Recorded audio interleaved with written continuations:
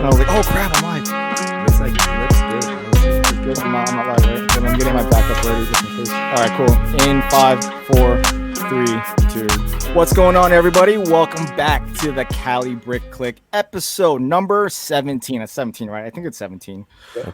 I think it's, let's go with 17. With us, we have, as always, Ninja with the Bricks. Yeah.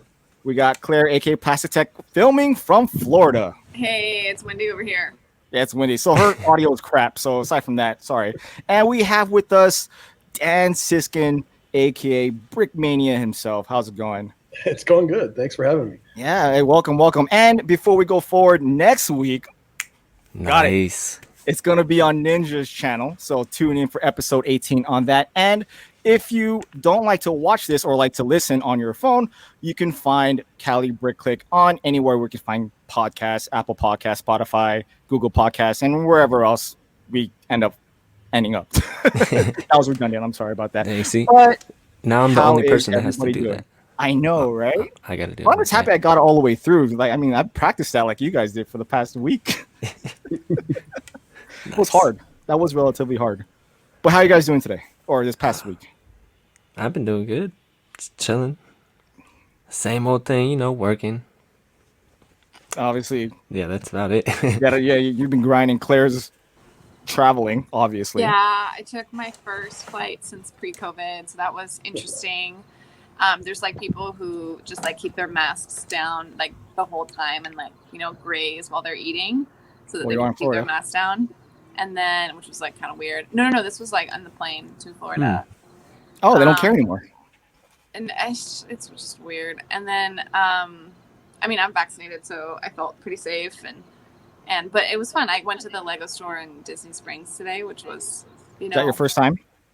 At that one, yes. Yeah. Oh, it was. nice. There was Okay. like the build a minifig area, and then the pick a brick wall is like much bigger, which was fun. And then, it was good. It's been, we've kind of, I bought like some Disney swag, already.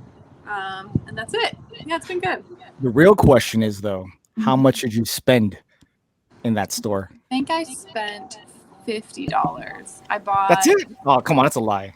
No, I did. I only spent, because like I just brought carry-on. So I got like the little monkey kid, like the RC, like, the little pack with just like the few figures. Okay. And then I got 4 packs. They had, usually you go at like the build a minifig or the minifig walls. It's like, they are like, those like 3 packs, with the little yellow backing, and there's like 3 figures in there. And, They're like pre-made. Yeah, but this one, they had packs that had just like random grab stuff, and it was like each one had like maybe the equivalent of like 6 or 7 different figures in them with like tons of different heads and stuff. So I grabbed a bunch of those for like $9 a pop. Oh, nice. That's it. Yeah, and like a little, I did a little pick a brick, little one. Oh, okay. So things you can put in your carry-on. That's pretty. Yeah. That's pretty chill. All right. How about you, Dan? How's everything? We kind of know through social media, but from the man himself, how have you been this past week? Well, this week's been pretty tense. We're in Minneapolis, so there's been a lot going on here. Yeah, dude. Yep. Fortunately, the city didn't burn down last night, so we're still here. It's been kind of tense. And then COVID, trying to keep the business going. And fortunately, we have a huge warehouse here, so we've been able to keep going and socially distanced in our building. And most of us still working here, but we're on the road to recovery. Almost the whole staff has been at least 1 shot now, and a good chunk of the staff has had fully vaccinated. So we're on the road to getting back to normal, whatever normal is. Yeah, whatever normal is. Close enough. One thing I always thought about, because I don't know, maybe it's the military in me. A lot of my friends, to include my motorcycle club, we have like a rally point in case social chaos happens. Right. So like we have, I don't know why we're like this, like end of the world conspiracy. Hey, At least we have a warehouse, so if something happens, you guys can all just run to work and just lock yourself in the warehouse. Well, it's an old factory, so it's all it's just glass. It's a glass building, so I don't really feel all that safe. But it's a rally point, though. You're kind of in based on what BFAB told me. Oops. Oops. Sorry about him, by the way. You're in a more industrial area, right? Is that correct? Well, we're northeast, so it's like a little corner of the city that's separated from the rest of the city. We're actually technically like stuck on the side of the river with St. Paul.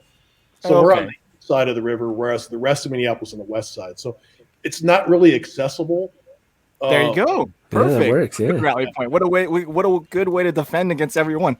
Right. So we're kind of a backwater already, and it's quiet compared to everywhere else. It's like the quietest neighborhood in Minneapolis.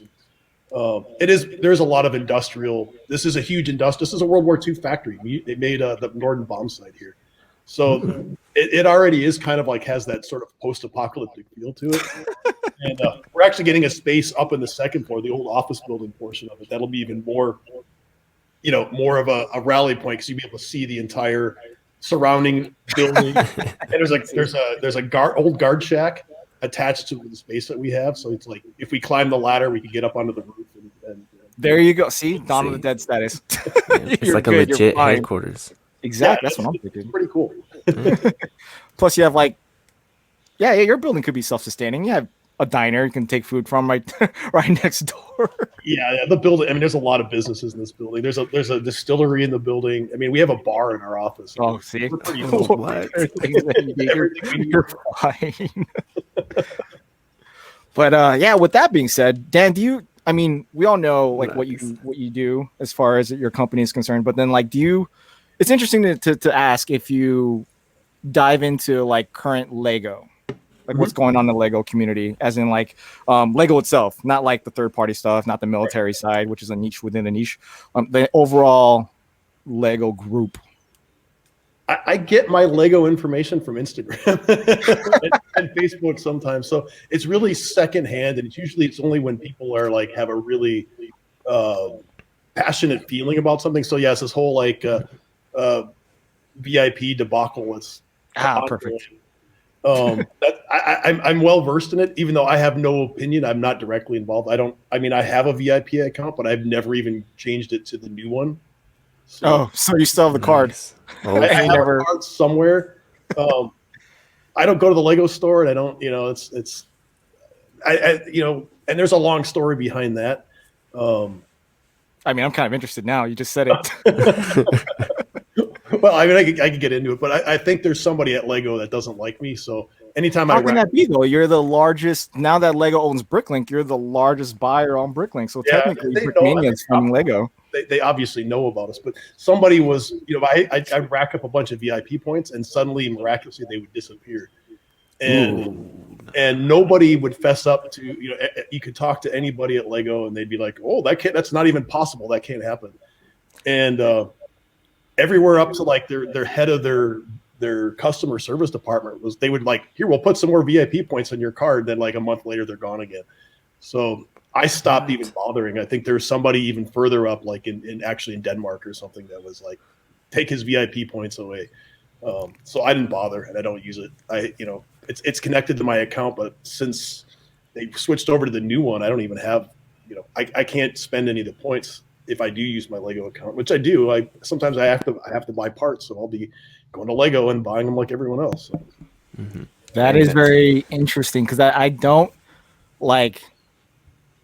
not believe that. I totally believe that because I've seen this happen a lot, and I was working for Lego during this transition, and a lot of people did lose their points with that, but they were able to fix it right away through customer service. So even you going through customer service still didn't work. So office, we already know through our friends. This is old. Oh, but even through our friends like Kevin Hinkle and myself and a lot of other previous Lego employees, we know that people have been outed or kind of retaliated against based on their beliefs or what they do within the Lego community or who they are. So it's not, I don't put it that far from what Lego, I believe Lego would do something like that to target specifically for that. It seems like an easy thing to get away with, Yeah. Right. So, and I think it's somebody that really. I'm sorry, but why would they care? It just seems so minuscule. Because they're petty. Lego petty. Never. Look what happened to Riot. I don't think it's. I don't think it's the company. I think it's just there's certain people with certain opinions within the company, and I couldn't even. I can't even say it's that. Nobody can really pinpoint where it's coming from. even like my friends that are employees are like, the only way that this is possible is somebody could be ghosting your account and stealing your points. I'm like, well, how can they do that? Because you can see where everything's being spent. Why would I suddenly come up on pull up my VIP thing and I have like a negative? Like an individual would, like a private individual would do that. Yeah. You'd have to have so much power in the company because the store employees are like, this isn't even possible. And then customer service says the same. I don't know though, but if you really think about it, that website is super faulty. Correct. Yeah. And I think it could even be somebody who doesn't have a lot of power that just like knows how to use the system. You know what I mean? Right. I mean, yeah, that's true. Oh, you mean like someone like outside of Lego? Yeah, hacking into the. Yeah, we all know that the Lego. But then website's that crap. would happen on a much grander scale, though, right? They would probably be doing that to like multiple people or whatever. I don't know. I'm just being devil's advocate, but maybe they are. Makes sense. The theory that we had was that somebody because they I'm sort of famous, that they could figure out like what my email was and say, hey, I'm this person. This is my email, or however Lego does it. And that was the theory that we were working under. Like actually, store employees that I know, they were trying to figure this out, and then they were looking up my VIP spending, and they said no, it just disappears. It's like we have points. I have a really dumb question. Were you spending like more than the average consumer because of the company? Were you spending like grandiose amounts of money? No, I didn't. I mean, because the only reason, I'm not trying to like shame you in any way for the amount of money you were spending, but is it like how like was it so much that their algorithm like couldn't handle the quantity and it like crashed on itself? You know how like they run out of like certain points, and it's like clearly like it's like just a faulty code error, and there's like nobody managing it rather than like. It wasn't like a huge amount. It was just repetitive. I would get to a certain amount, and then all of a sudden it'd be like, well, they're all gone. I just and I have employees, and I'm sure Lego knows this. My employees made their own accounts because they were sick of using mine. Or my wife, she has an account too. We have different last names, so that's like makes things a little bit easier. They can't trace it, but they've never had problems. It was just my account that always had this weird glitch on it. So we don't use my account anymore. Corruption is probably the right word there. Jabbles is smiling right now. Shout out to Brixar. But wow. But yeah, so going into that, the VIP. I mean, I think this might be the last straw for a lot of VIP members that are out there with the whole Ulysses shuttle, whatever, the whole promo, the way it was handled, it was just horrid. Well, they didn't make enough product. It sounds like if you're going to do a promo that says, hey, if I jump through all these hoops, I can get this promo. And everybody who tried to jump through the hoops were not able to get the promo. Did they tell people ahead of time that only like 1 in 1,000 people were going to be able to get it or something? No, Lego communications is not consistent. We already know that. But the thing is, like, they just let it. There was no barrier to entry aside from that. You just need a VIP account. There was no like you buy the shuttle, then you get the promo. It's just handled just bad, and I think there's been so many complaints about the VIP system since it's the whole online transition. Since they swapped it, it's just that it's been very although Lego's not consistent, it's been consistently bad. Okay, the reality is like the VIP system and benefits, they're just that, they're benefits, they're privileges, not rights. Yeah, but then you go backwards on the way it was being utilized. Like for example, before it went to the online. It does, but then tell us how it is, but it's irrelevant. I know. At the end of the day, yes, it's irrelevant. It's a way for us to like feel like we're important. But before, you were able to go into the Lego store, and the Lego employee was able to just see your points and utilize them from the get go. And then when they switch to this new thing, you have to redeem your points, which is a whole issue enough as it is, especially if someone like you make somebody sign, like if you make a customer sign up for VIP, then they have to, they have to make an account and do all these things just to utilize it. As before, you could just, oh, there you are. Boop. So the ease of use just got worse. Though. They don't make you do anything. You don't have to sign up for VIP if you don't want to. Second, what if there were, I'm going to continue being devil's advocate, just be like a pain in the butt as much as I can tonight. But like, what if what if there was like a store employee that was, you know, mismanaging and taking advantage? Maybe the system was poorly set up before that, like people could give benefits to their friends, you know what I mean, with the point system. Like it was too loose. And because it seems from my perspective that they don't have this like huge IT staff right on the website on the points. Right. It's like run by probably 1 to 5 people maximum. I say 4. I mean, that could be why they changed it. Yeah, and so they're like, you know, they're just kind of like narrowing in like the possibility for error, but with doing so are creating like other error. Like Lego also sets itself up for like a specific expectation with their branding and marketing and like company mantra, and I think people really hold them to that standard. And then when you're spending a significant portion of your life savings, which a lot of AFOLs do, like actually make life decisions based on Lego and choose to not be able to do other things in their life, I think their ownership of the company becomes personal. And I think that's where the hobby is a problem. Shit just got deep. I was gonna go a different way, but now you went that way. Well, You can change it up. I can go on mute. No. That was very interesting. I was gonna go in the way of the employee trying to make somebody sign up for the VIP who is not an AFOL, just a mom and dad, and then they're frustrated with it because there's no interaction. So I was negating the AFOL customer. I was going with the everyday person. Would an everyday person really care that much, you think? Are they upset about this? Sometimes, yeah. I had to deal with a lot of angry customers trying to use the VIP because one of the NPRs or one of the stats that you're trying to get in the store is being able to sign up people for VIP, let alone using it in every transaction. So it looks bad on the store if the VIP card isn't utilized by customer because it shows that you're not trying to get that type of I forgot the name of it. It's been so long since I've run a store.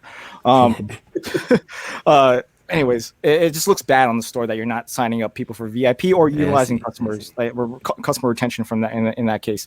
So, in the Lego employee side, in the retail market, like they were just as frustrated with the VIP. And I remember like every Monday when I'm communicating to people that are way higher than me, the VIP system sucks. The VIP system sucks. When are you guys gonna face it? The VIP system sucks. All these customers, I had 20 people. Here's all their complaints. The VIP system sucks.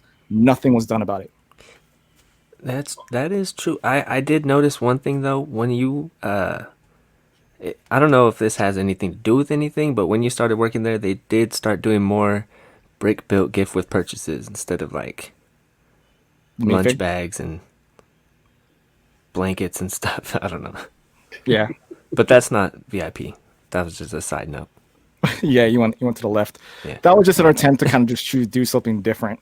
That's all. Because not every, we AFOLs like to take it very personal, like you just said, Claire. Like we think that Lego's really working for us when they're not. They're working for the child that's out there. They're working for what was the terminology? I totally forgot. Themselves? What are you talking about? No. Oh my God.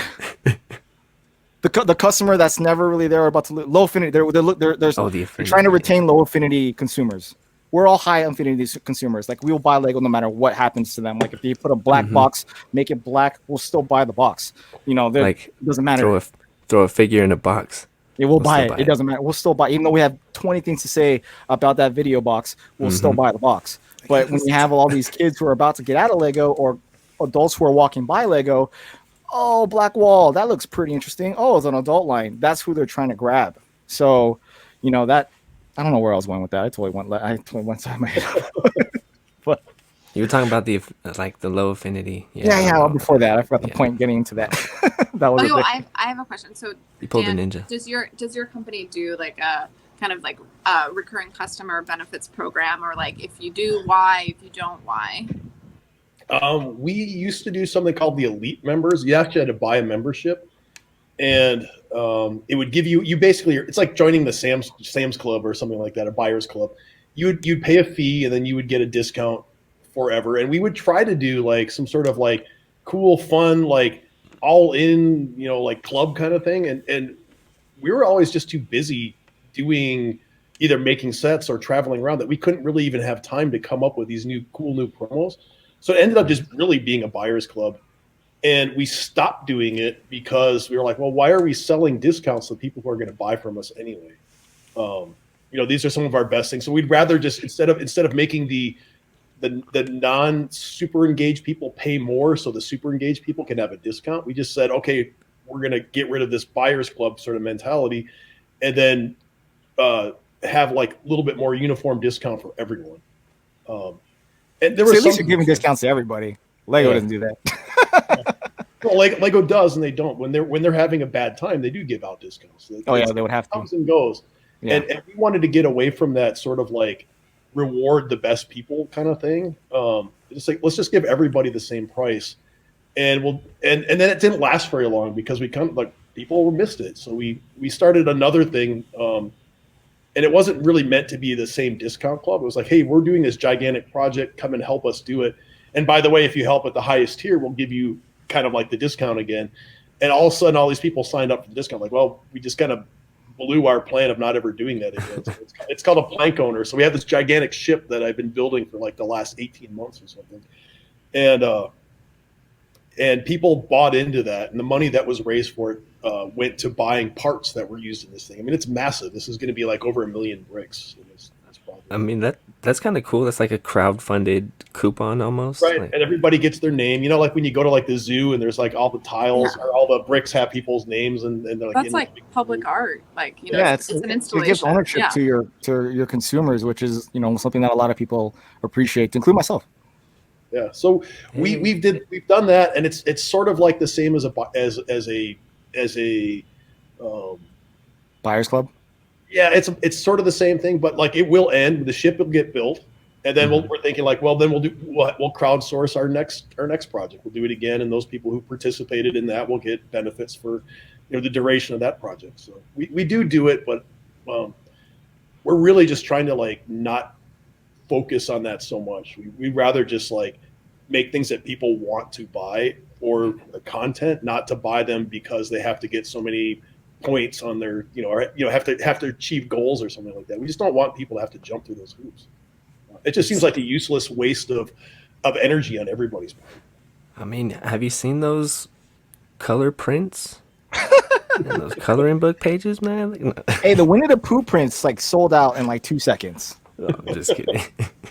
And those things are worth a lot of money now. Do you think like as a business owner, obviously like try to scale to like Lego or whatever, do you think there would be any value in them eliminating, the VIP program entirely? Or is that something that, people, I'm just curious, like, would it be worth the initial reaction?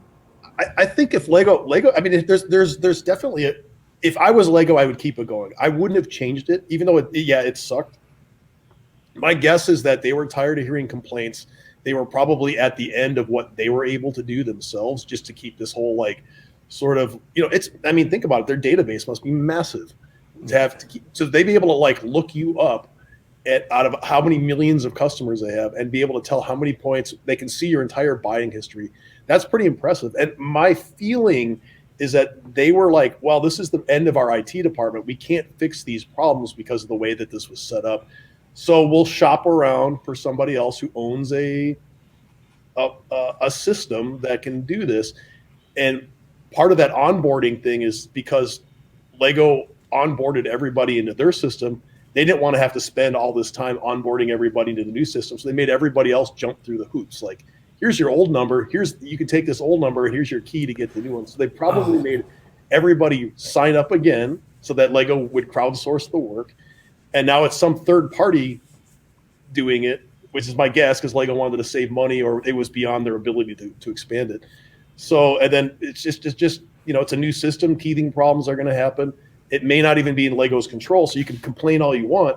And the way that you have to jump through hoops now is because that's whatever the company who sold them their system makes. Yeah, that's how that is the most runs, reasonable explanation anybody has ever come up with that I've heard it thus far because of that issue. No, it totally makes sense. Think about how many software is out there that's really back of house for so many businesses to operate. Mm-hmm. It totally makes sense. It's like rather than independently going out and finding a server to like host all this information, writing the software, creating your own whatever, like there's companies that theoretically do this for you, maybe personalize it and customize it so the interface is like unique to your company, and that's it. You work with your graphic designers, blah blah blah, done and done.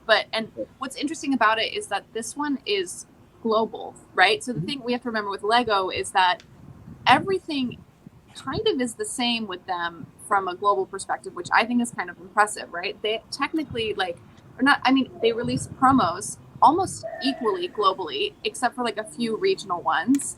And we freak out when there's regional ones. And then they also have like the VIP sales around exactly the same time on a global scale. What other companies can you say that do this on as much of a regular basis, which I think is kind of unique? And I mean, I just feel like we kind of like shit on Lego a lot. And so just like one. I mean, a lot of retailers have a consistent time to do promos and things like that based on the fiscal year, on how people shop.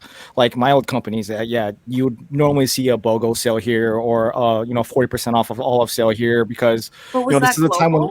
Was that global? Well, yeah. Well, no, it depends on the market. Sometimes, because things that happen here in the United States don't happen in the UK or in Europe or in Canada based on holidays and all that, all those type of things and consumer habits.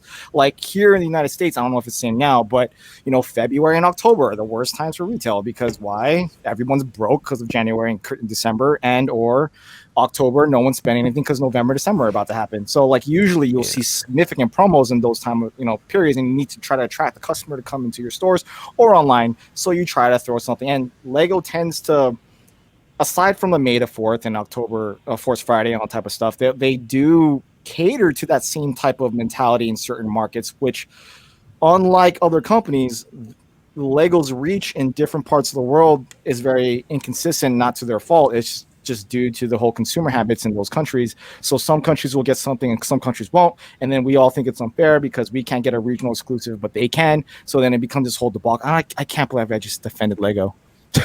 Wow.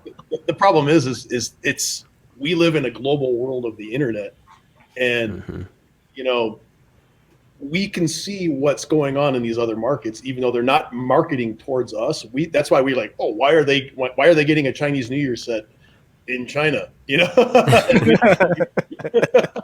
doesn't make any sense about it. But that's supply and demand. So the biggest online aftermarket thing, Bricklink, it's based in the United States, so it has the most users in the United States. It's in English, but so the global market is really centered around the United States.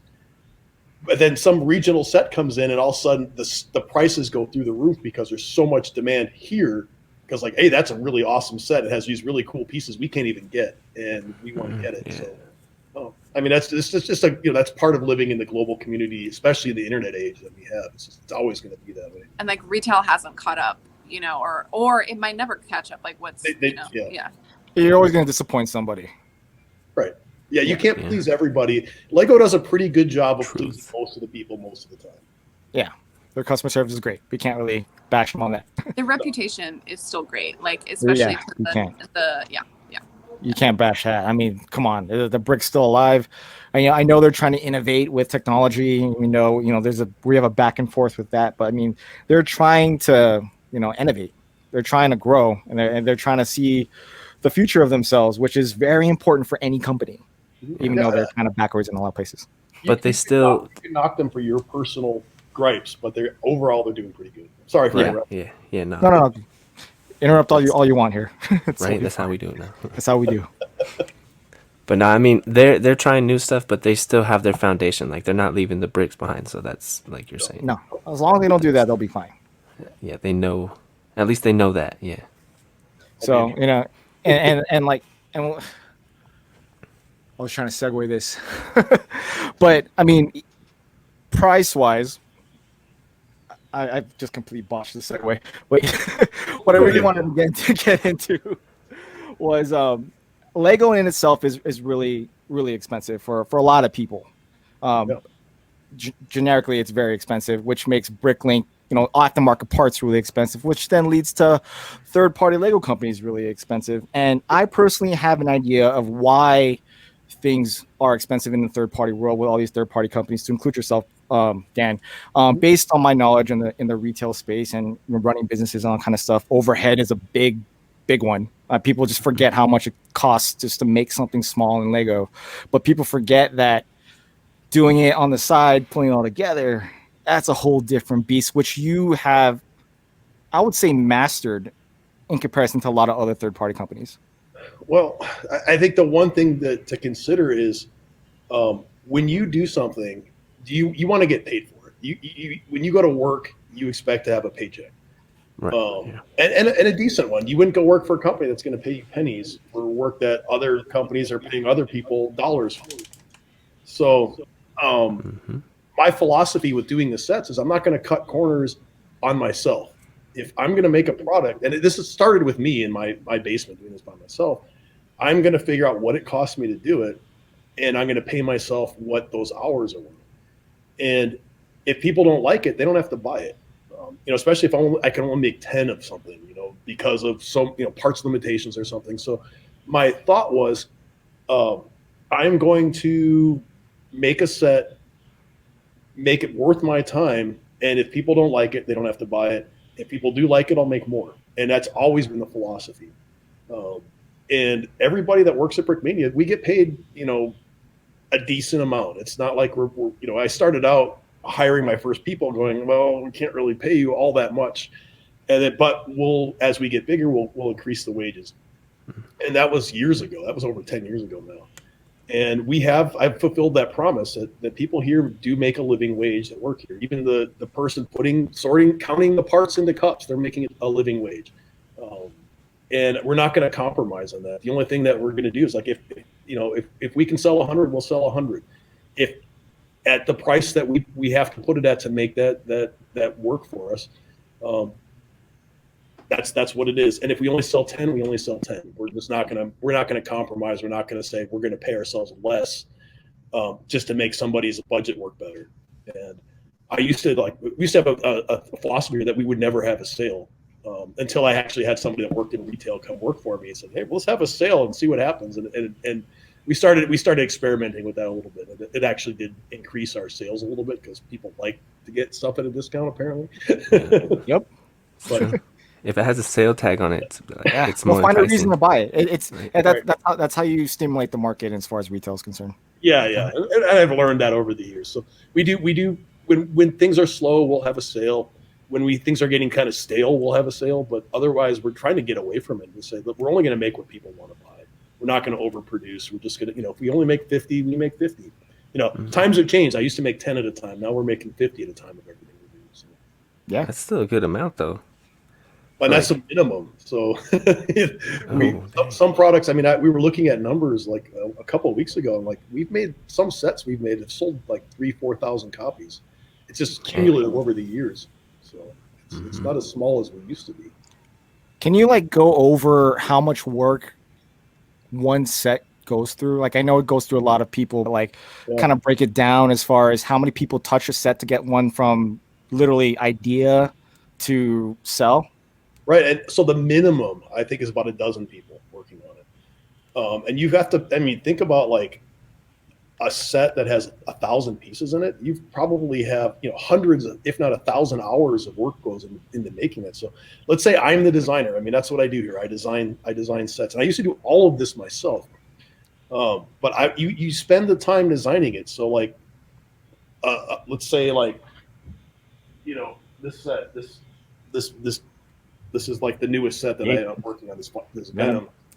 I have a week tied up in that. But not only that, but all the building up to that point, all the techniques and stuff that I'm stealing from myself to put into that model. A week's time of just me building the first one, and then I have to rebuild it digitally or pay somebody else to do it. So let's say build it myself, make a digital model of it, so that the digital model spawns the instructions, spawns the product pictures, which are all renders, the box cover. So you have making instructions. I have to pay somebody to lay out the instructions. I do most of that myself, but then we have to make an instruction book. We have to have stickers made. All the figures have printing on them. That's another person. That's Lando. His whole job is just he comes in here, except for the time he gets to go on YouTube. He's doing nothing but sitting in front of a computer designing figures. Slam does all the artwork for the model itself. So there'll be, this thing will have custom printing on it. It'll have stickers that go with it. So we have somebody who designs that. So then you have another person who does the printing on the parts, another person who does the printing on the stickers, person who lays out the instructions, another person who prints those instructions, prints the box, and then somebody has to go buy the parts. And then once the parts come in, somebody sorts those parts into the kits, and then somebody actually takes all these kits. It's just basically bags of parts. They have to count them individually into cups. Another person quality checks them to make sure that they're all together. Quality make sure everything's the way it's supposed to be. Another person will package all them up. Meanwhile, while that's all happening, there's a guy quality testing my instructions to make sure that all the layout works, all the pieces are there, the arrows are pointing the right way, this thing, the right quantities are being shown. And then we have a whole different crew of people that are involved in the actually getting that to the customer. You have the people who fill the orders, the people that work in the retail stores, and then that's just all handling that kit. And on top of that, you've got administration, the guys that are like making sure that the lights are on here, making sure that the payroll's paid, the taxes are paid. And we have to pay payroll taxes. We have to collect sales tax in like 30 something different localities. It's nuts. So, I mean, we are like a little micro international corporation here. We have, sellers all over the world. And then we have like guys like Dylan, whose job is just doing nothing, but like, he's like our cheerleader. He does our YouTube channel, does all of our social media. And then he also puts the product on the website. So there's I don't even know how many people I mentioned, but it's probably a dozen people. Oh yeah, you mentioned a lot of people so far. Teamwork makes the dream work. You're right. Yeah, well, absolutely. I don't do any of this. I will not take credit for. My name might be on the box, but I'm only the designer, and that only means something to some people. It's not my ego is wrapped up in this thing. I am more proud of what the team produces, and I will not say like when it says Brickmania on the box, or if it has my name on the box, it's the whole group behind me. Mm-hmm. I'm like a public figure, whereas it takes a whole bunch of people just to make one of those sets. I could make my set myself, but it would take me a whole month to do one little set. I pay a guy, which is funny. I pay a guy whose entire 40-hour week is just buying parts. He's hunting down parts. Hey. He spends more of my money than I ever will. So. I feel like that's the dream job, is like shopping and hunting. Oh, hunting Claire would love that for parts. I mean, we purchase from a lot of our friends, so we do know a lot of Bricklinkers who Brickmania LLC comes up and they're like, "Hey, Brickmania bought from me. Check it out, Shy." Well, we try to support all the if it works well with us, we have like a sort of a hierarchy of people that if we buy regularly from, we'll buy regularly. You might, I think there's some stores that we've hit like 300, 400, 500 orders at because we're so consistent every week. We just buy from the same. Are they from Germany? Because it's always from Germany.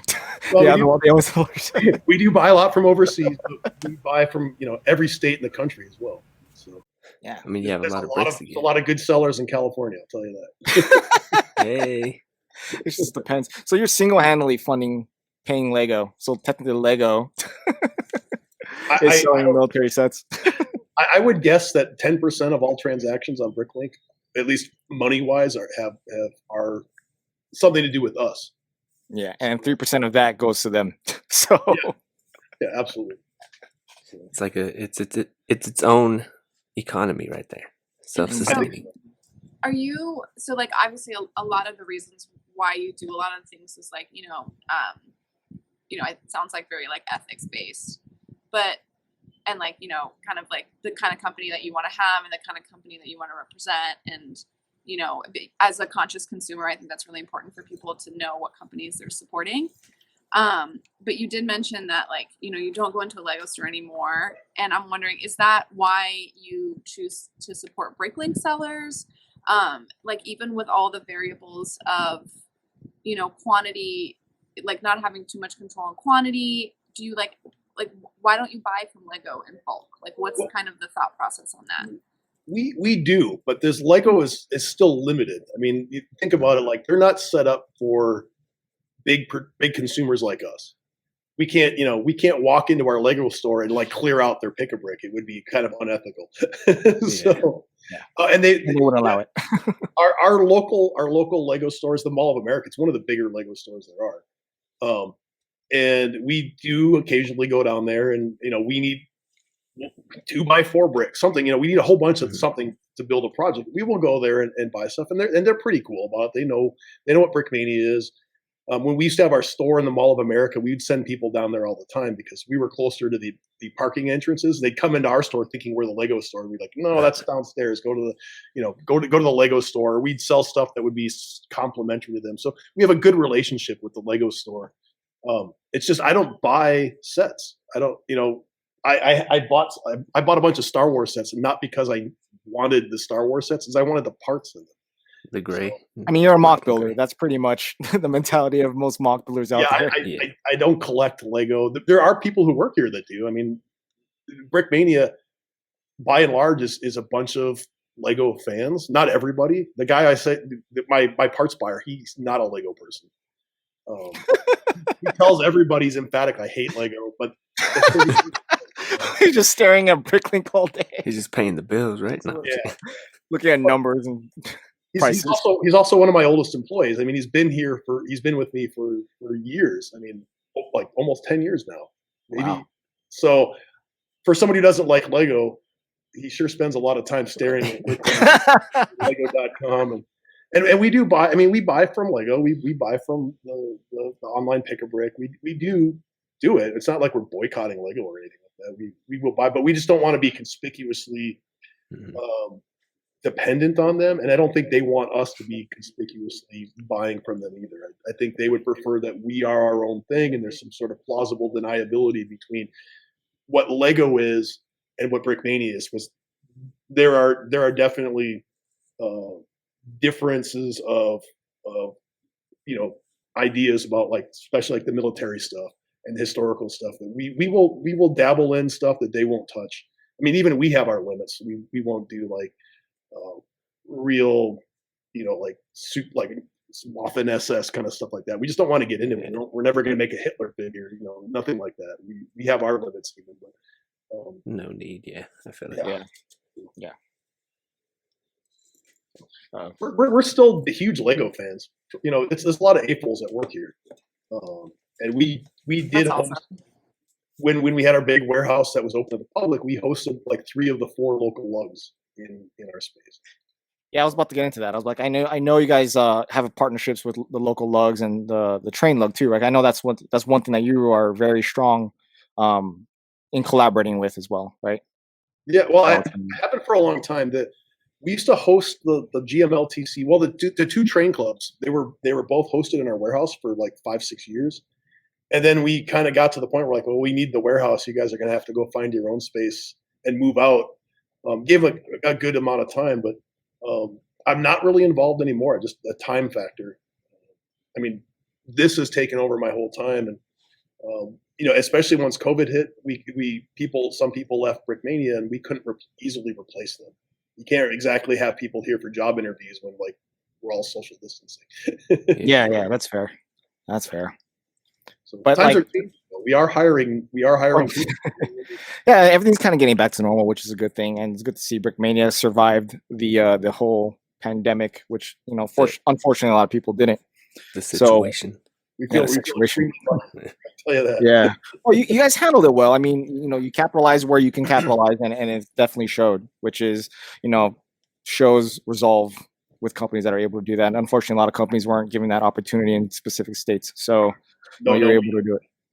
We are so grateful we got some help, and we shared all the help that we could. When we were planning on shutting down, we were ready to, and we actually got some money from the government for the PPP loan. We got money, and I got on the phone, like, you're coming back. We're even if you're working at home, we're still going to pay you, even if you can't work, because we had to shut down like our Chicago store, and it shut like completely. It was all Chicago was shut down for 2 months. So we couldn't even have anybody in the store. So we paid people and said, hey, come and check the store for one day a week. Make sure it's not burnt to the ground or something, just to make sure it's still standing. But we made sure everybody that was full-time stayed on the payroll for the whole.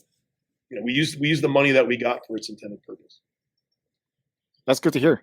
And to bring it back, you have like I said, I already mentioned a couple times, like you have a large overhead, multiple retail locations, the warehouse that you're currently in, partnerships with other online stores around the world.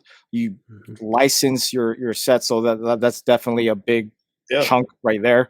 And then, but like you're like I said before this, you're the company that's able to do that third party wise. Like Citizen Brick, I think would be the closest thing to a warehouse, but a lot of third party companies aren't relatively close to how you got to where you're at. So can you share some insight for other people who are doing third party like minifigures on the side, who are just starting out, what to expect going forward if they want to expand?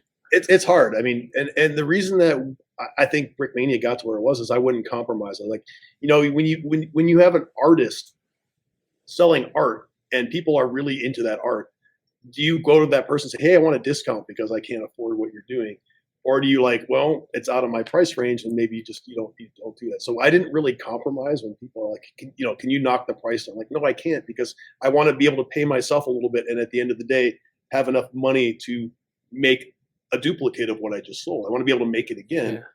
And there's no point in me just like making stuff just for the sake of making it. I have to actually be able to pay myself. And then once I start hiring people, I have to be realistic about they get the same pay that I'm expecting. I get the same health insurance as my employees, all that stuff. We all are in the same pool. So we want to make sure that you can expand.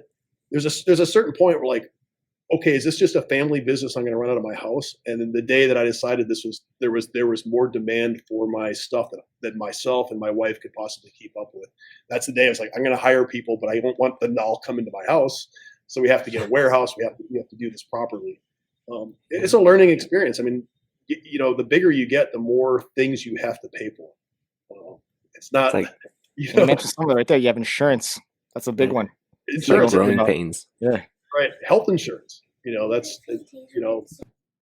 so just making that jump, like, why would I quit my job that I'm getting paid for to come work at Brickmania unless I'm getting paid those same benefits? So we had to, it was a learning experience. And that was part of that. We're not going to compromise. And there was no like financial backers of Brickmania. It was like, I just sold one thing. That one thing turned into two things and it just kept growing on its own. There was no like, I didn't have a huge bankroll. I actually started with, making one, like literally, like I said, just making one thing and turning it into two and turning it into three. I'm not independently wealthy or had any financial backing in any way, shape, or form. So. Yeah, and I know you can't share this information because it is company information, but I remember the first time I saw a P&L statement, which is a profit and loss statement for anyone who's listening, where you look at how much money your business made for the year, for the fiscal year, and then you look at all the expenses that come with it. Yeah. And when you break down everything from like, where you're selling your stuff to how much it costs to make this product to selling it, then you include taxes, insurance, and then you also include loss, things that just disappear or stolen or whatever, all that kind of stuff. And then you realize, holy crap, I didn't make $5 million last year. I made $200,000 last year. Right. Well, and the thing is, what maybe our secret is that, if we make a profit, it's that profit's not going into my pocket. That profit goes into like, let's do something that's going to improve the business. So, I get paid a fixed amount. I get a salary, and that happened, pretty early on. It's like, I'm just going to get paid this amount, and that simplified everything. So I don't have to like jump through hoops. I'm like, okay, I'll at least get a paycheck. And, there's been times that like we've actually gone through some financial trouble and I didn't pay myself, but I can't do that to my employees. So there has been times where like, I'll just take the hit and, I've got money in the bank. I'm in a position where I'm an adult, I'm married. We both have incomes. It's like, I can live without a paycheck for a while. Whereas some of my you can move into the warehouse. I could, but the thing is we've owned our house for quite a long time. Our house payment is next to nothing. I feel sorry for people that are just starting out now, and the housing market is so expensive compared to what it was, 20 years, 20, 30 years ago. So. Oh my God. And I feel like, thanks, Claire. Right. I feel like you reinvesting your money into yourself is like really something that helped your success also. Right. So when you get that profit or loss statement at the end of the year, whenever there's like money, we're like, it used to be like we had to scramble we'd have all the different departments. We'd have a department which would be like 2 people. Say, what's your wish list? Submit your wish list, and then all the money that we make at the end of the year, because it's, we're a toy company, so we're going to make a lot of revenue around Christmas. And the goal was to spend everything before New Year's so that we would end the year with about a flat profit. We would be like, okay, we've broken even because we're reinvesting everything. So that's when we'd buy we'd invest in like cameras, computer monitors, computers for everybody. The wish list kind of stuff that everybody would be suffering. Like, what do you guys need that will help your job? And we'd go spend all the money for the next year, and then we'd be like poor for the other 11 months of the year. But we'd have the next upgrade of equipment. It reminds me of The Office. The surplus episode of The Office, if you're familiar with that, when Michael Scott's trying to figure out where to spend the $3,000 he has in his budget.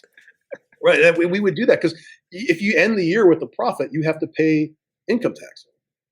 And we're like, well, let's just spend it so we end the year with nothing in the bank, which gives you no safety net. But on the other hand, you're like, well, that it forces you to actually do your job. And yeah, exactly. Puts that fire. So we've been investing, we've been reinvesting. So we bought our first UV printer to custom print our minifigures because we were paying somebody else. A really good person, by the way. I feel kind of bad that we took our business away, but it was a couple different companies were doing printing for us, and then we were like we got our own printer, and that turned into 2, that turned into 3. Now we have 9 of these gigantic. These printers cost more than my car does. That's so. You want to know where this money goes? We've got like $2 million worth of printing equipment that we bought. Yes, that's that reinvestment. Yeah. That's where it's all going. I think we are like. Brickmania is known for our product, our Lego sets, but I think really we're a printing company more than we do. So if you've seen our packaging, we do all that stuff in house. So everything's almost in house now, right? Almost. Yeah, we don't make the Lego bricks, obviously. Yeah, not excluding other things like the Lego itself. Yeah, Lego. Most part everything's in house. And we support all the other third-party companies. I mean, Brickarms, we have been an official Brickarms reseller. I think we're the number 1 Brickarms reseller, have been for years now. But then we're also buying from Brick Forge. We'll buy from just about anybody that will help our product look good. But also we have a retail store. We're like, well, let's invite all these other third-party people into the retail store. So now we have Eclipse Graphics, we have Brick Forge, we have Brick Warriors, in addition to our core products. So we're trying to spread that success out the whole community. Yeah, I mean that's good to see. I mean you're even going to non-Lego stuff, which is 40K, which is something I used to do as a kid. Warhammer 40K. So the moment you guys brought that in, I was like, oh, come on, Lego set, come on, merge that together. You guys can. But you even sell Kobe now. Can you explain why? I know why, but the other day I went over to so this is the design room, and this is the original sort of Brickmania office. We've taken over huge parts of this building, but this is still the address where all the stuff ships to. Mm-hmm. So everything comes into here, and I walked over to the door, like UPS came and dropped off the box, opened it up. I'm like, what the hell is this? And it was a box of Mega Block sets. So we really sunk low. So we decided that since we have these retail stores, and one of the things the most common things that disappointment of people come into the store, they're like, this is this military thing, or Brickmania or Lego or whatever. They come in, they're like expecting to be able to buy something for like birthday party money prices. And they come in and they're like, the only thing they can afford is a minifigure or a couple of Brickarms. And we hate to see people disappointed. So it was something that I've been tossing around for years. Like, we need to get stuff that's price point for anybody who walks through the door. And we had Lego stuff that we were selling, but a lot of it was like consignment stuff. It was collectible. So people would come in and go, why is that Millennium Falcon on the wall, $4,000 or whatever? And they didn't understand that it was 10 years old and it was a collector's item. So we wanted to get some other things in there. So we're hooking up with other brands. And basically, I mean, Kobe's been copying my stuff for 10 years now. We figured we might as well. This will be the way that we can capitalize on some of the money, get some of the I was, money. I was actually going to bring that up. So never mind. You did it for me. Appreciate it. So like, and I don't want to put Kobe down. They're doing their own business, and I so many people copy our stuff or copy our business model that I can't really be upset about it, because if it works, it works. Flattered. Yeah. Right. Imitation or what is it? Yeah, imitation is the biggest form of flattery. There you There go. we go. Yeah, that's it. So we were like, well, what? We might as well just, if we can't defeat it or can't beat them, we'll just join them or have them join us, and we will. I've been to museums, and Kobe stuff is all at museums. These are museums that like all approached us and say, hey, we want to sell your stuff. I'm like, well, we can't give you kind of a wholesale discount because that's not the way our model works. We make limited edition stuff. Yeah. And they end up getting Kobe stuff, and it sells. It works for them, and we're like, well, it'll work for us too. So we'll just bring it in, but we're not just going to bring Kobe in. We're going to go the whole gamut. We're going to make Brickmania stores, toy stores, and it'll be the sort of stuff that we like. So there'll be the hardcore fans will be there because of the Brickmania stuff, and then the casual consumer will be able to go in there.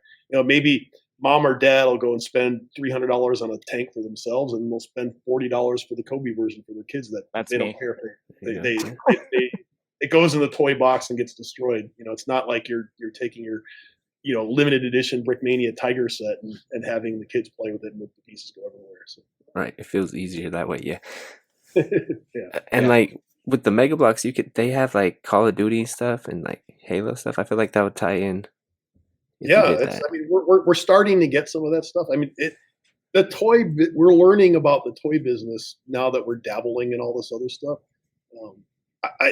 We really finding that Target and Walmart have a stranglehold on the toy market because they get first pick at all this stuff, and we get the leftovers at like, Target's probably getting like a 30-40% discount. We're getting like, you can have a 10% discount because we can't deal direct. We have to go through intermediates. So who knows how many third parties it's gone through before the time we actually be able to get it into our store, and we get like, oh yeah, you can have a 5% discount. Like, I might as well just go to Target and buy one and stick it with my red card. Yeah. 5% discount.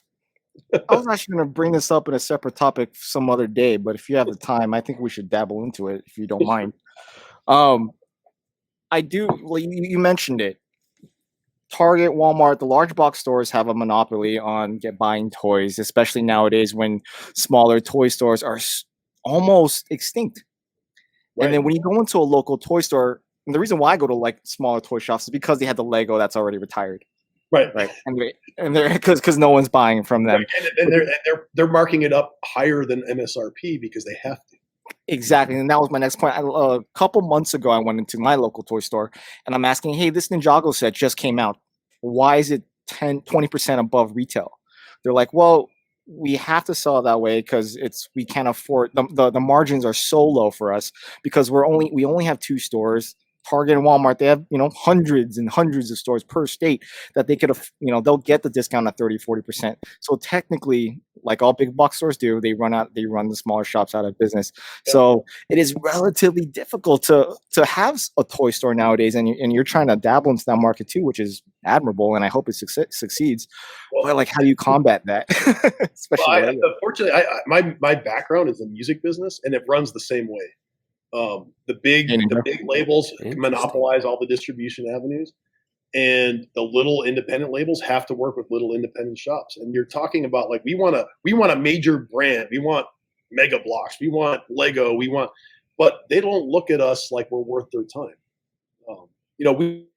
We tried to like, hey, we're probably the biggest buyer on Bricklink. Yeah, okay, like we froze for a second. So we're like the biggest buyer on Bricklink, but so we mean something there, but we don't mean anything to the Lego company. So we can't even get them to return our calls if we say, hey, we want to sell Lego. Like, yeah, whatever. Who are you? You have 3 stores, whereas we can turn around our product to these 2 or 3 or 5 chains that can compete in the market. You guys can't compete at all. So they're working. Yeah, they're working a bidding system. So Lego says we're only going to make 100 million of these sets, 100 million of these sets. Who's going to give me the best price for them? They make Walmart, all the major chain stores bid against each other, and whoever has the best price gets the best stuff. So We can't compete in that. We couldn't even. I couldn't even bid on a pallet or of anything. We wouldn't even be able to come up with a price. I mean, it wouldn't be a big enough discount for them. Yeah, I've seen the only stores that are able to maintain a Lego relationship are ones that have been buying from Lego decades ago.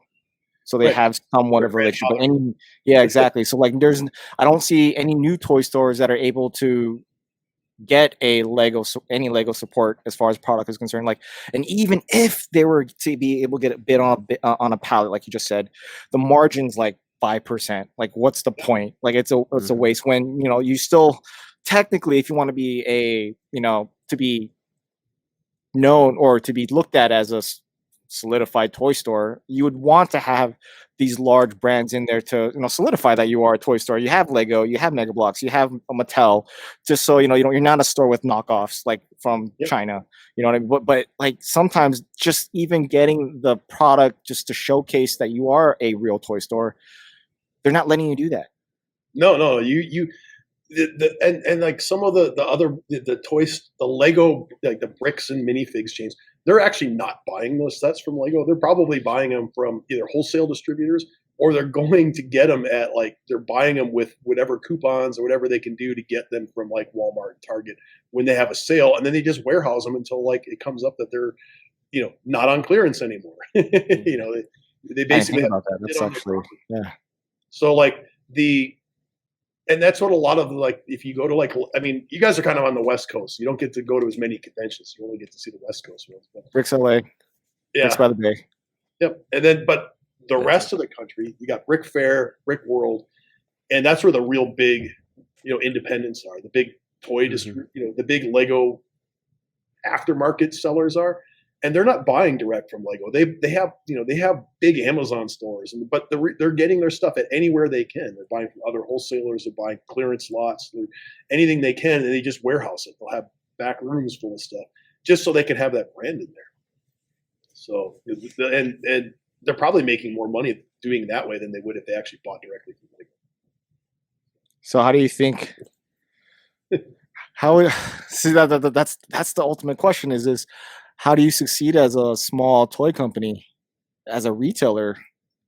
Well, you have to put out products that people want. That's what we do. We put out we're marketing a high end product that because of the quality. I mean, it starts at Lego and it gets better.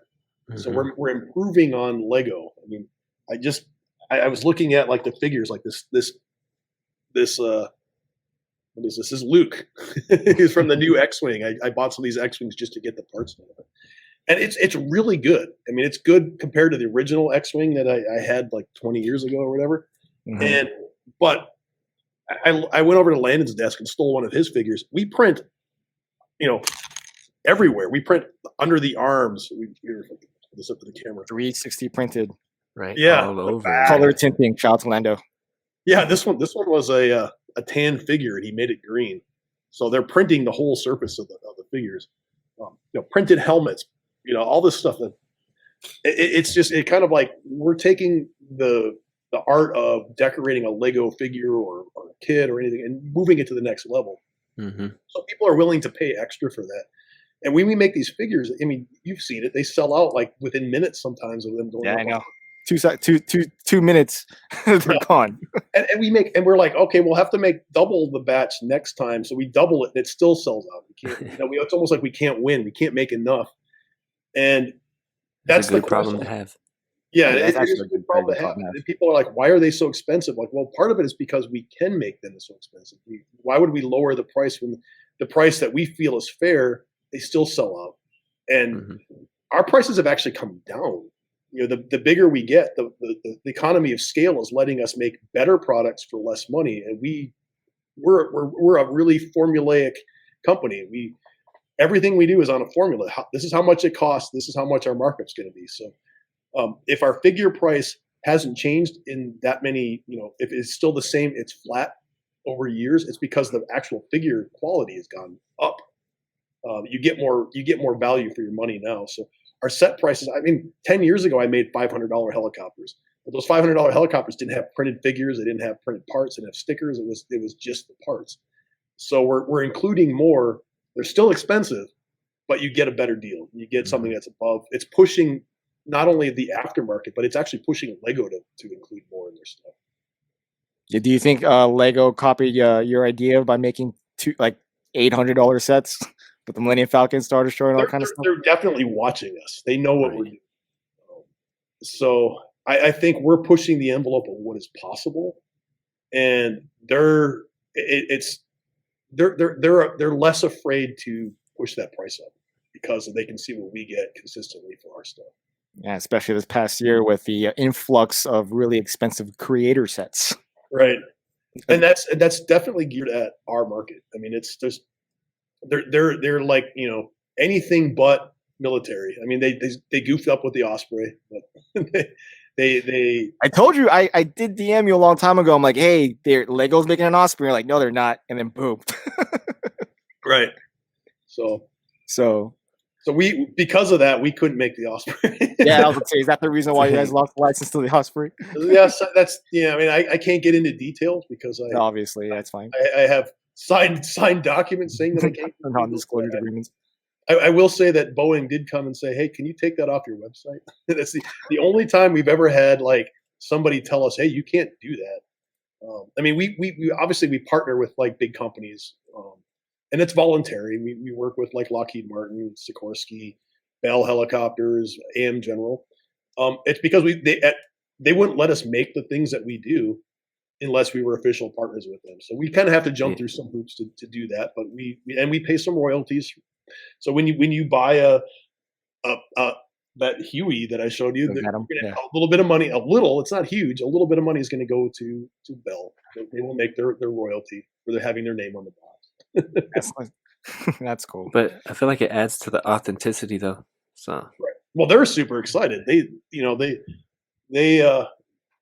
I couldn't speak for all the companies that we work with, but it's funny when they get copies of the sets, and sometimes we get a little bit of feedback, and they're like, "Oh, this is great!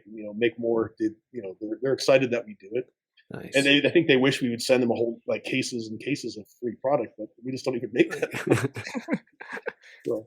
Would you ever look into external financing? Like wouldn't it, I don't know. I mean, something like companies like Lockheed and Bell have deep pockets. Really deep pockets. Yeah, which I know a lot of it is, like government, a lot of, like their stuff is like tracked very, very seriously.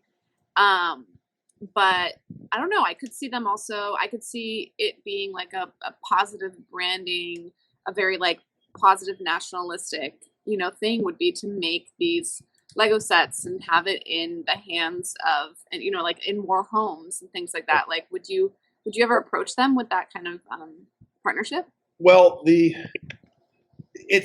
doing licensing basically. Like, we don't have that much connection. And one of the problems with working with these companies, and I shouldn't even say a problem, it's a difficulty, is that these are the companies involved in the national defense infrastructure, and they have a whole set of rules about like, proliferation of arms and stuff that's legal and not legal.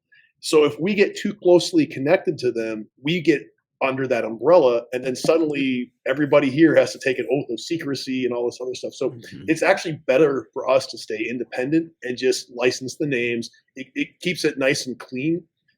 Because we've talked to some companies and like, hey, can we get blueprints for this? And like, well, then we think about what we just asked for. Like, no, that's a national secret. So it's a security issue at that point. Yeah. Right. And we don't want to be involved in that. I don't want to have all of my employees have to go through security clearance. And that's not fun. First-hand experience. That's not fun to get a secret clearance. And I don't want to do that. I want to keep it like, we are Lego enthusiasts. We model stuff. You don't get it right all the time. You're not going to be able to sell things internationally if you're doing that. Like, it's just going to become a problem. Yeah. I just want to make a helicopter, man. Yeah. I know, but it's true. And somebody told, and they were like, it was put to me this way: like, if we tell you the diameter of this certain thing, like say the turret ring on an armored vehicle or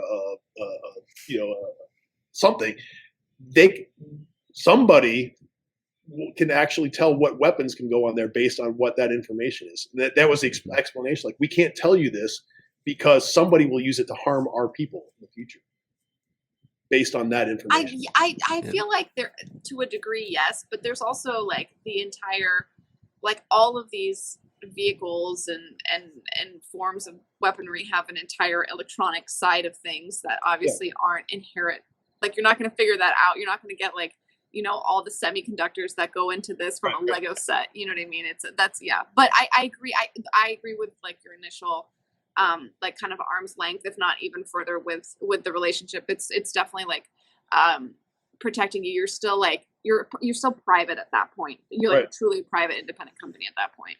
We do some financing. So when I say that, like one thing led to another, like $1 led to $2 led to $4, that is inherently true. But the bigger that we've gotten, the actual more opportunities we've had for getting money to work with, like capital to work with. Like this started with nothing. Like it wasn't like my parents gave me a bunch of money or I won the lottery and started Brickmania or something. But the bigger we've gotten, the more like people are willing to throw capital at us and say, "Hey, we want to be part of this operation."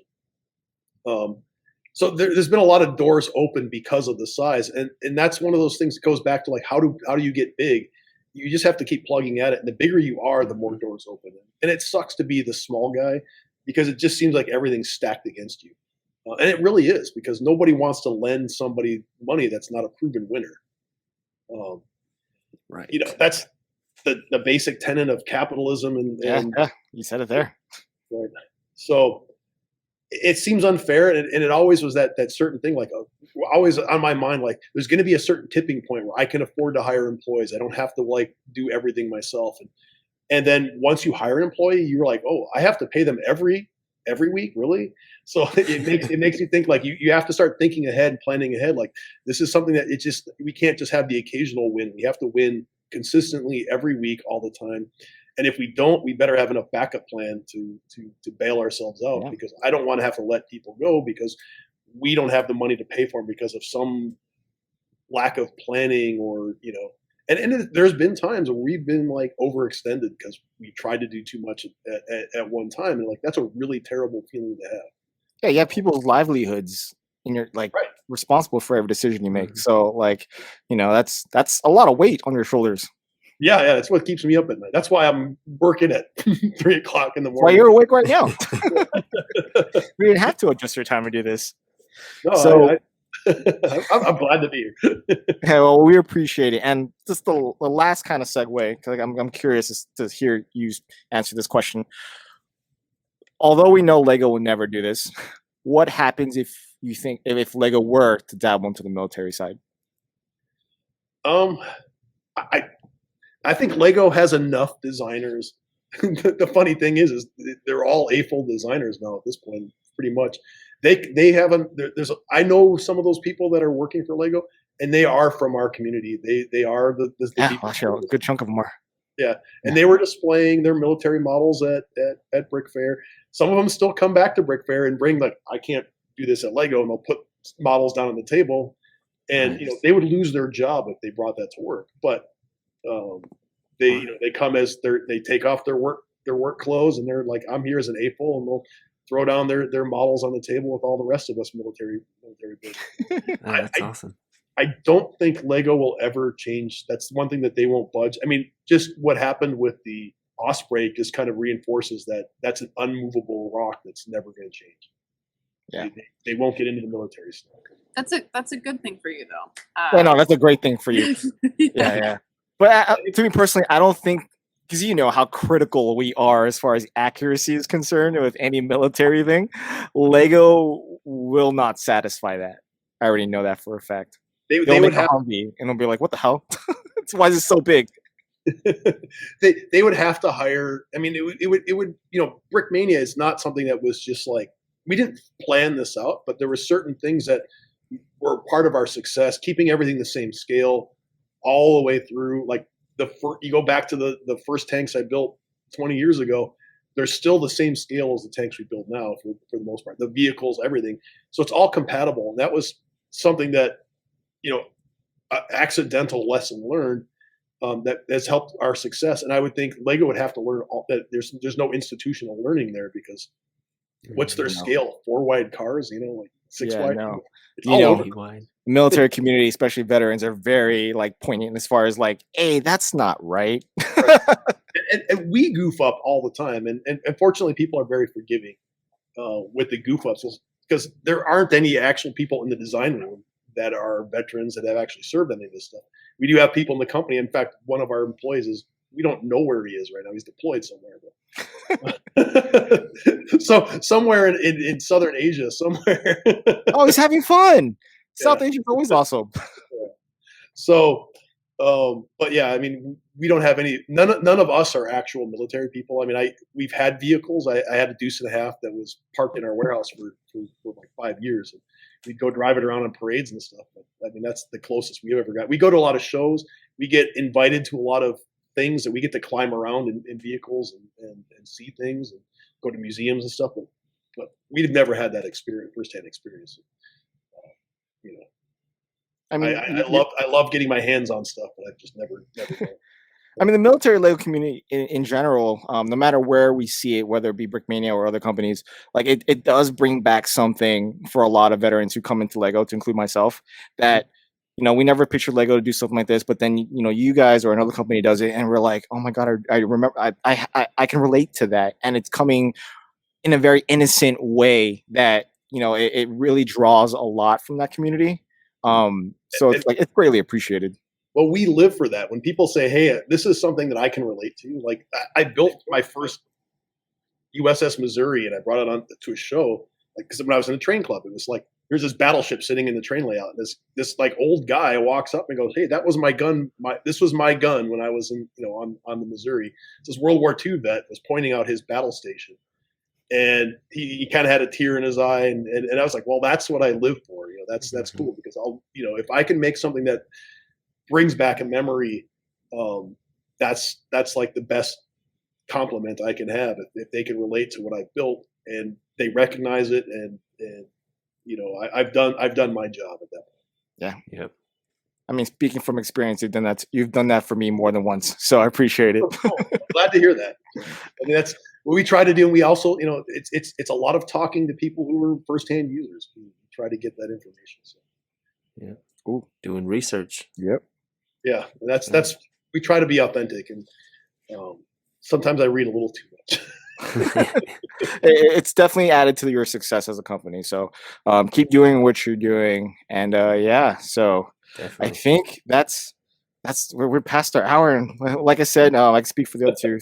Thank you for joining us in this episode. And you're more than welcome to ever come on here if you so choose to, or if we ask, you know, you're more than welcome to come through.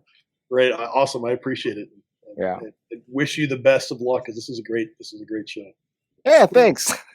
Yeah. Hell yeah. Anyone else have any last words before we split? No, this was super awesome. Thank you so much for joining us. Yeah. Yeah, definitely. Nah. Basically, all I took from this was teamwork makes the dream work, baby. That's what I think. Remember and plus, that. you've employed a bunch of employees who are invested into a company. I think that's more than shows to your success. So yeah. Thank you again. And yeah, thanks everybody for listening all the way up to this point. Again, you'll see us on Ninja's channel. And if you made it away here, thank you. We love you. Peace. You want to bring Ryan out again so you can say bye to Dad? Yeah. Can't see? Yeah. I'll go get them. Yeah, go get him.